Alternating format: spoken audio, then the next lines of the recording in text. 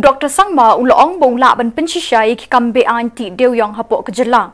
Ulai thu bekidon ki sakhi jong ki trok ki deuyong ki bayeng lan hagas bapara land custom station ban shalan shakiwe ki jaka. I have written a letter to the authorities. I have flagged those copies to even the Chief Justice of the Honorable High Court, also to the NGT, including the Honorable Lok Ayukta. Now, I have got some inputs after the issue was taken up by the Lok Ayukta. I have asked my legal team to get it further examined and further proceed on this problem. And I'm telling you that the circumstantial evidences are so much that it will not be difficult to prove beyond reasonable doubt the complete, uncontrolled continuity of illegal mining and illegal activities which revolves around illegal mining of coal. When there is an illegal mining, there are many other illegal activities which are resorted to.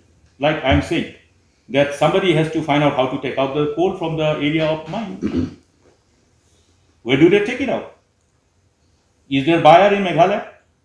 Except few industries, except the cement industries and few other factories which consume coal for their captive requirement. It goes outside the state,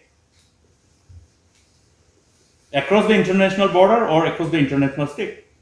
So therefore, the dimension of illegalities involved in this illegal mining goes beyond the boundaries of the state. That is the reason why it is, by common sense, beyond the purview of the state agencies to engage in any kind of investigation and find the truth. Simple. They have to find out, okay, if these are the coal, where has it gone? Who are the consumers? Who are the middlemen? Who are the facilitators? Who are enriching themselves at the cost of the state exchequer? You look at Giant Hills. Giant Hills Autonomous District Council finding it difficult to fulfill their obligation because of the constraint of revenues and resources. Look at District Council Garo Hills.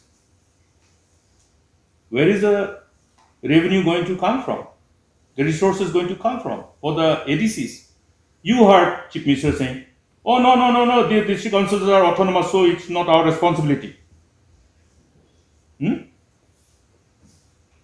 You read chapter 13 of the 6th schedule, para 13 of the 6th schedule of the Constitution.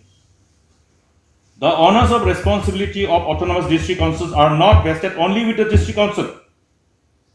It is vested with the state government also. It is vested with the union government also. Yes, you cannot just shrug up and say, no, it's not my job. Let them read the relevant para. I have specified the para also.